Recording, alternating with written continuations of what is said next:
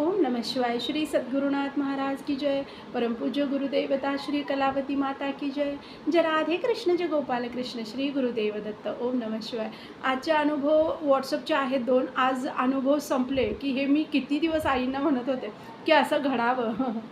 तर ते आता घडून आले. तुम्हाला खरं सांगते, मी प्रत्येक वेळेला मी आईंना म्हणायची, आई अजून मी अनुभव संपले, हां आता पूर्ण अनुभव संपले असं ज्यावेळेला म्हणते त्याला लगेच व्हॉट्सअपला कुणीतरी अनुभव पाठवतात आणि परत मग माझ्या डोक्यावर असं राहते की अरे अनुभव शेअर करायचे होत नाही आहे, असं होतं आहे. अनुभव झाल्यानंतर एक 2 दिवस म्हणजे सगळेच अनुभव संपावे आणि एक 2-3 दिवस तरी मला की असं बर्डन नाही राहावं की तुम्ही काय मला रोज अनुभव शेअर करा, असं बर्डन नाही ठेवलेलं. पण मला ते कुठंतरी राहतं आहे. मी जरी नाही शेअर केलं तरी कुठंतरी असं म्हणत असते की अरे भगिनी वाट बघतायत, ज्यांनी शेअर केलं ते पण, ज्यांनी नाही शेअर केलं ते पण बंधू भगिनी वाट बघतात की नवीन अनुभव कधी येणार. तर मग मला थोडे 2-3 दिवस तरी रेस्ट मिळावा की अनुभव शेअर नाही म्हणजे अनुभवच नाही आहेत तर मग काय शेअर करणार आहे, असं असं थोडं तरी 2-3 दिवस तरी राहावं. तर ह्यावेळी तसं झालं. मी किती वर्ष, 2 वर्ष झाले असतील, हे 2-3 वर्ष झाले असतील हे अनुभवांचे व्हिडिओ यायला लागले. तर मी प्रत्येक वेळेला असं म्हणते की अरे हां आता संपले असं म्हणोपर्यंत शेवटचा अनुभव आता आहे असं म्हणायची वेळच नाही आणि पुढचे अनुभव आलेले असतात तोपर्यंत. तर असं नको, मला 2-3 दिवस तरी थांबू द्या. आणि आज ह्या वेळेला असं झालं. मी विचारच करायला लागले होते, आता 2 लास्टचे अनुभव आहेत तर तोपर्यंत आता दुसरे येतात वाटतं. तर ह्यावेळेला नाही आले. व्हॉट्सअपला एकही अनुभव आलेला नाही. हे 2च शेवटचेच अनुभव आहेत. आणि मी 2-3 दिवस आता म्हणजे रिलॅक्स की रिलॅक्स तर असतं आहे पण नाही येतच अनुभव असं. नाहीतर मग कायम कसं असतंय डोक्यावर रोज की अनुभव शेअर करायचे आहेत पण शेअर करत नाही आहे, असं होतं. तर आता मी सोमवारी सगळ्यांना रिटर्न कॉल केलेले होते बऱ्याच जणांनी, पण मी रिसीव नाही केले. तर अनुभवांसाठी जे कॉल आले त्यांना मी हे करेन आणि ज्यांना नवीन हे करायचं असतील तर त्यांनी पण रेकॉर्ड करून पाठवा, लिहून नका पाठवू. व्हॉट्सअपला सोमवारपासून पाठवा, आता 2-3 दिवस कुणी पाठवूच नका. तर म्हणजे तो आनंद राहू दे माझ्या मनात की हां मी सगळे अनुभव संपवले असं. तर हां अनुभवाकडे येते. तर नंदिनी बोलके म्हणून ताई आहेत, त्यांनी अनुभव शेअर केलेला आहे. सांगली जिल्ह्याच्याच आहेत, काहीतरी लिहून पाठवला आहे हा अनुभव. तर गावाचं नाव मी विसरले, तर थोडंसं हे करा. आणि संजय रासम काका म्हणून आहेत, त्यांनी एक अनुभव शेअर केला आहे नायजेरियामधून. तर ह्या दोघांचे अनुभव आहेत आज. तर नंदिनीताई म्हणत होत्या गेली 3-3.5 वर्ष झालं म्हणतात माझी सेवा चालू आहे आणि या व्हिडिओच्या माध्यमातूनच मी खरं तर आईंच्या मार्गात आले. म्हणजे मला माहिती होतं म्हणतात आईंचा मार्ग, बालोपासना वगैरे ह्या गोष्टी मला माहिती होत्या. मी करत पण होते म्हटल्या एक 15-20 वर्षापूर्वी बालोपासनेला वगैरे मी जायची म्हटल्या. तर त्यावेळी म्हणजे असं रेग्युलर जाणं नव्हतं म्हटल्या, कधीतरी जात होते. पुण्यात होते म्हटल्या त्यावेळेला मी. आणि त्यावेळेला मी आधेमध्ये जात होते बालोपासनेला. आई माहीत नव्हतं असं काही नाही. पण आत्ता ह्या 3 वर्षात मी खऱ्या अर्थानं मार्गात आले म्हणतात. माझे मिस्टर खूप आजारी होते म्हटल्या, त्यांनी काय त्यात सांगितलेलं नाही आहे की काय ते. पण खूप वर्ष ते अंथरुणावर होते म्हणतात.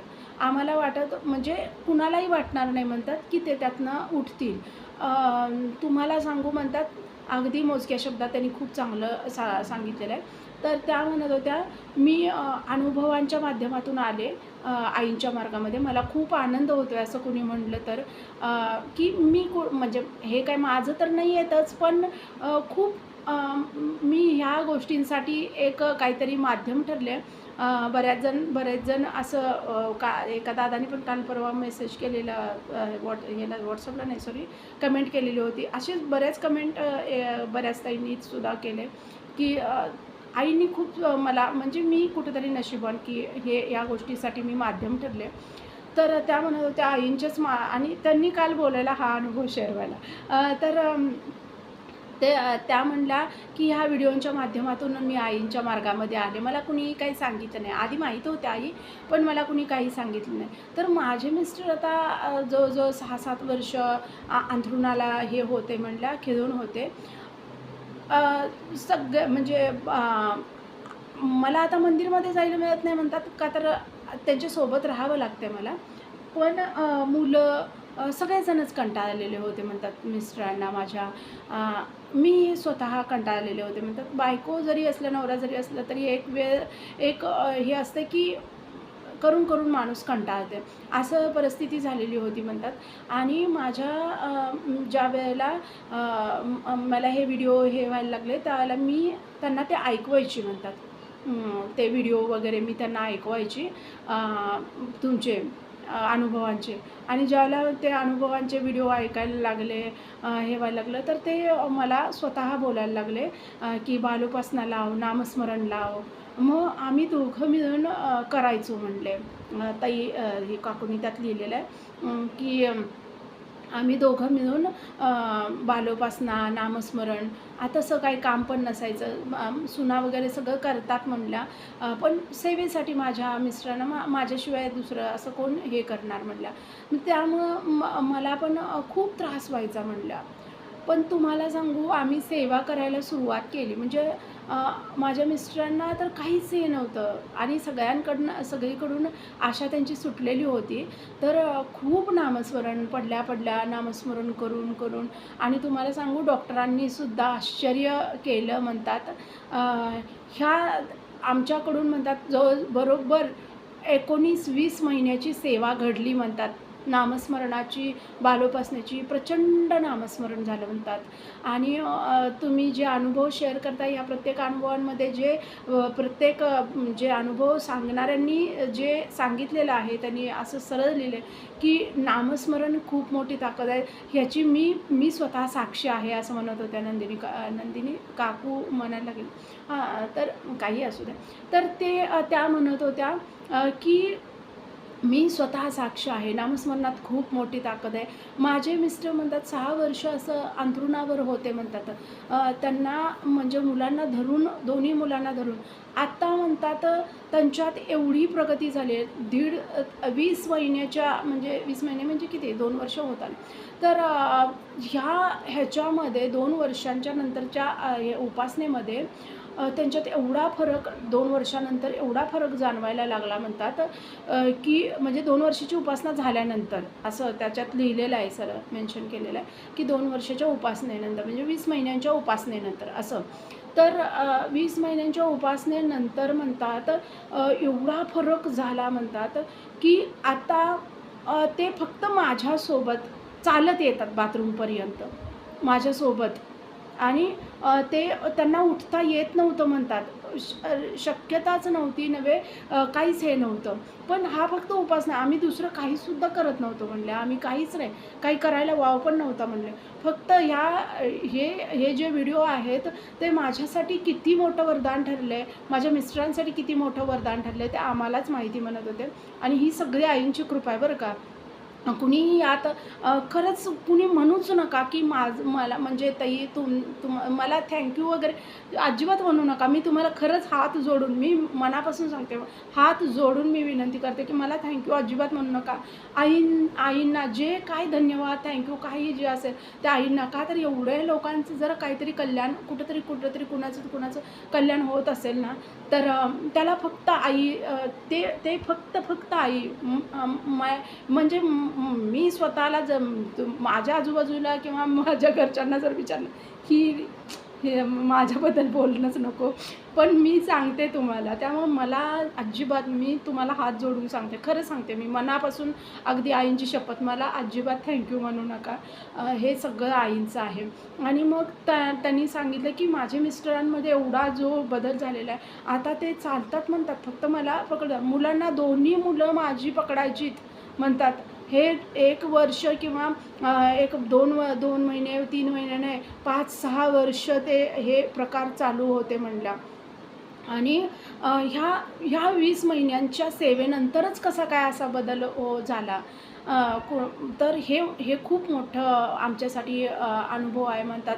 मग माझ्या सुनांनासुद्धा खूप आश्चर्य वाटतं, की बाबांमध्ये किती प्रगती व्हायला लागलेली आहे. हॉलमध्ये येतात म्हणतात. 5-6 वर्ष त्यांनी हॉल नव्हता बघितलेला आमचा कसला आहे म्हणतात. हॉलमध्ये येतात, टीव्ही बघत बसतात. हां, खूप जास्त नाही बसता येत, पण 20-20 मिनिटं बसणं, 20 मिनिटं काय 20 सेकंद त्यांना असं बसणं शक्य होत नव्हतं म्हणतात. पण आता 20-20 मिनिटं बसतात म्हणतात ते हॉलमध्ये येऊन.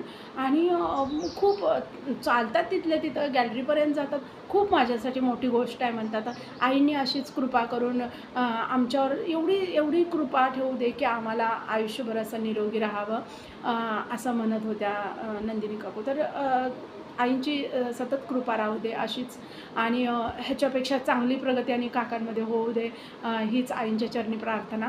तर दुसरा अनुभव आहे, संजय रासम काका म्हणून आहेत नायजेरियामधून. त्यांनी अनुभव शेअर केला आहे. तर ते सांगत होते, बेळगावचे एक भक्त आहेत, त्यांनी रेकॉर्ड करून पाठवलं आहे. बेळगावचे एक भक्त आहेत म्हणतात, की जे ना म्हणजे कॉन्ट्रॅक्टर आहेत ते भक्त. त्यांनी काही नाव वगैरे त्यांचं सांगितलेलं नाही आहे, त्याच्यामध्ये घेतलेलं नाही आहे. तर ते म्हणत होते, ते कॉन्ट्रॅक्टर आहेत आणि ते भक्त होते आईंचे म्हणतात.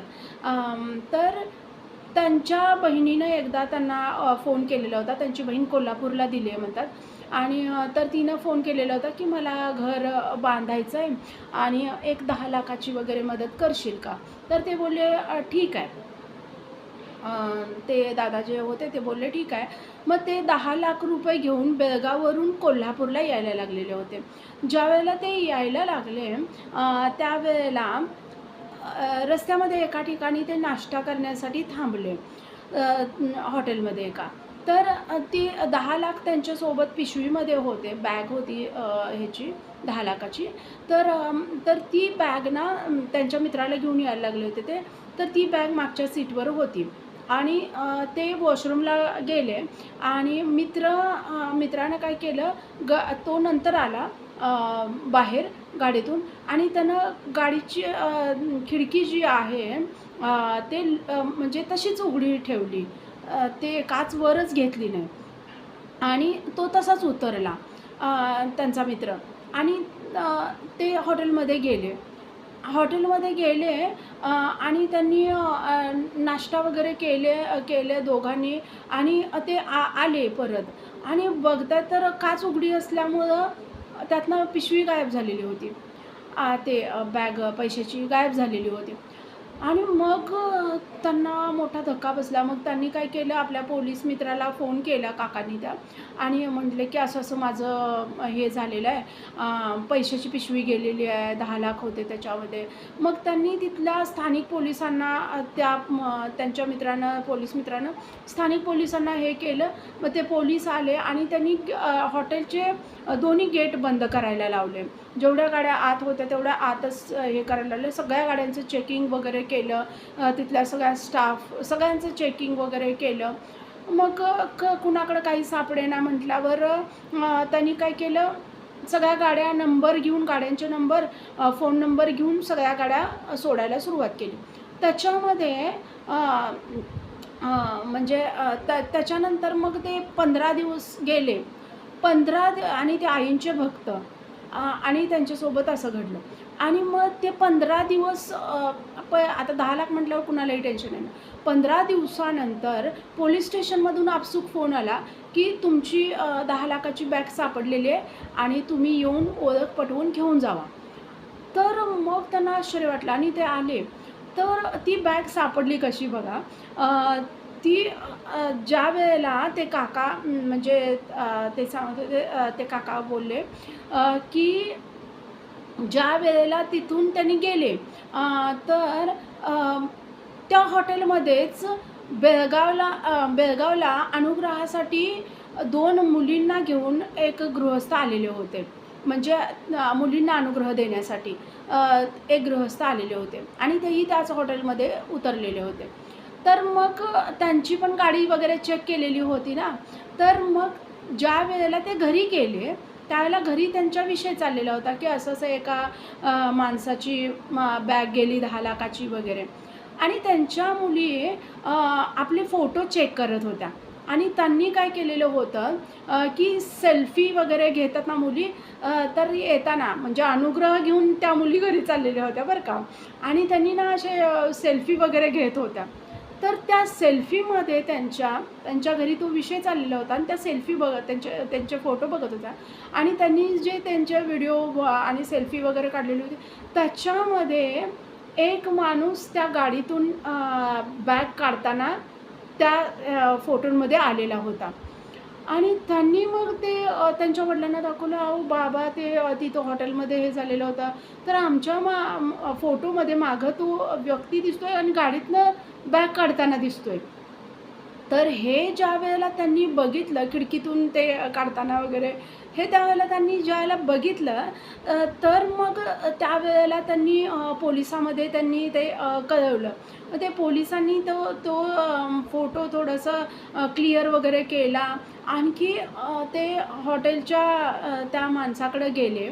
आणि तर त्या माणसाकडे गेल्यानंतर म्हणजे सॉरी हॉटेलचा जो मेन मालक आहे त्याच्याकडे गेल्यानंतर, हा या व्यक्तीला ओळखते का? तर माझा हाऊसकीपिंगचा माणूस आहे हा, असं बोलले ते. आणि मग त्याला बोलवलं, 2-3 थोबाडी दिल्या आणि तर त्यांना मग बोलला की होय मी घेतलेली पिशवी पण मी नाही काही खर्च केलेलं आणि अजूनही ती झाडावरच आहे.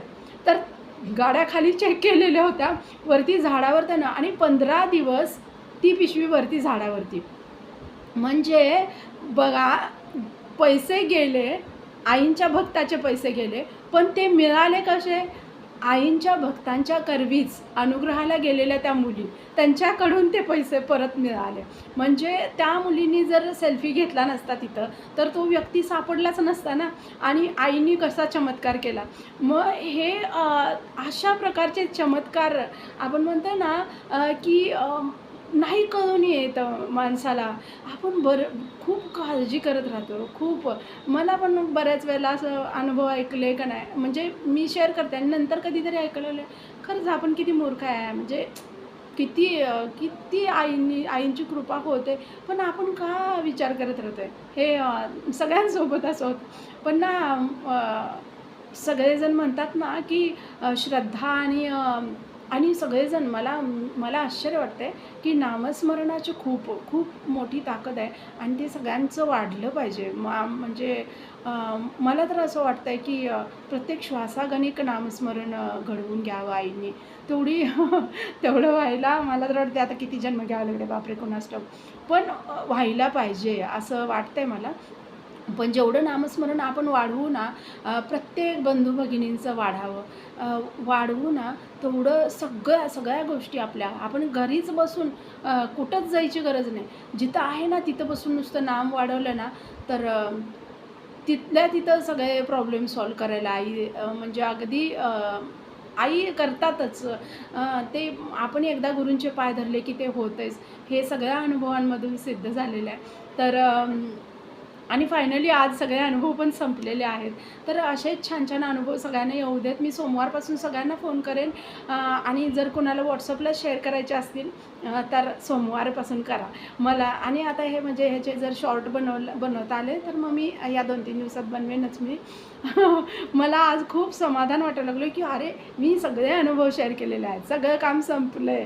असं म्हणजे कुठंतरी मनाला हे राहतं ना, नाही तर प्रत्येक वेळेला असं रुख राहायची की अरे संपले तोपर्यंत आले म्हणजे अजून शेअर करायचेच आहेत, असं ते असायचं कुठंतरी. आज खूप भारी वाटते. सगळे आई बघा मी सगळे संपवले. आईनं मग अशी पण मी शेअर केलं, आई आजचा अनुभव शेअर केला की सगळे अनुभव संपले. आज पहिल्यांदा असं झालं, तर खूप समाधान वाटतं ह्या गोष्टींचं पण. तर असे छान छान अनुभव सगळ्यांना येऊ देत. व्हिडिओ आवडला तर like share and subscribe. Shri Sadgurunath Maharaj की जय. परमपूज्य गुरुदेवता श्री कलावती माता की जय. जय राधे कृष्ण जय गोपाल कृष्ण. श्री गुरुदेव दत्त. ओम नमः शिवाय.